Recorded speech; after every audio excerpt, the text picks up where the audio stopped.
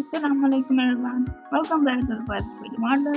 In this video, we are gonna create a cube character using a cube. We will use a cube and then extrude out every part of the body from left to the arm. Then we have to smooth out the whole body. Okay. Then we have to adjust the mesh to fit as a cute body. Then we have to adjust it from head to the feet. Okay, then we have to add the image texture with the skin texture using this color palette. Okay, then we have to model a cap for this character. Like and share, subscribe my channel and like this video.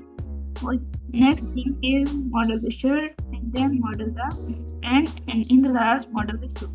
Select them all and this is the final result. See you again. Allah.